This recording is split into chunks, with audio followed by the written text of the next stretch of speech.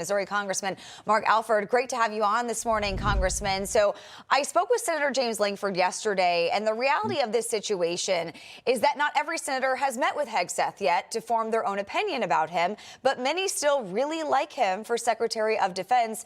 Do you think he makes it through and is confirmed? I think he does. He spoke with us yesterday at our luncheon for the Republican Study Committee, and the room was packed. Senator Coleman was there, as Senator Haggerty escorting him through the process. But I tell you what, you've got to meet Pete in person and hear from him directly. I'm hoping that senators who are still questioning his appointment to this position do talk with him with an open mind and hear his side of the story. It's quite compelling how he wants to get in and be a door kicker. That is what the president wants, a door kicker who is going to go in and clean out the Pentagon. Yeah, so you've heard from him directly. Why is he the best guy for this job? Well, look, he's a decorated war hero.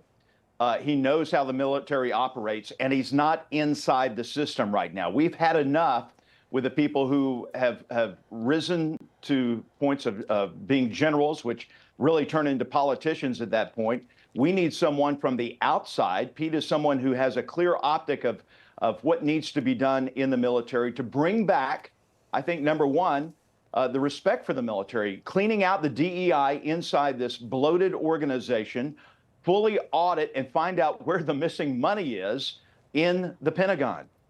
Yeah, absolutely. Is there anybody else that you think could have trouble getting confirmed? I can't really think of anyone at this point. I think one of the interesting picks yesterday, my friend Billy Long, the former congressman from Missouri, to head the IRS. Now, this is going to be quite exciting. You know, the Biden administration wanted to add 87,000 new IRS agents to go after everyday citizens, not big corporations, but everyday citizens, to try to build the coffers of the U.S. Treasury. Billy Long's going to put a stop to that. So I want to turn our attention now to our south, where Mexico and Marines have seized more than a ton of fentanyl pills in drug raids recently, the biggest bust of that opioid in Mexican history. How much do you think this crackdown has to do with the incoming Trump administration and his threat of imposing those tariffs if things don't change? I think it has a lot to do with that. And that is what you are seeing right now, the power of the president-elect, who's a tough talker, and he takes action swiftly. The threats of the tariff have resulted in the stop of the migration of these illegal aliens going through Mexico. The Mexican president put a stop to that. Could have been thousands more here in our country illegally, and we must deport those who are here illegally. That's a subject for another time.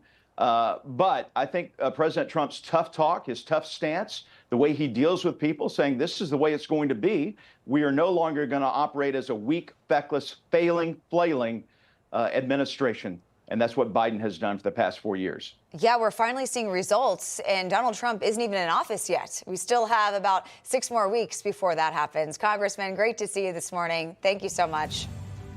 Thank you. Information. Truth is freedom. Is Newsmax. It's real news for real people.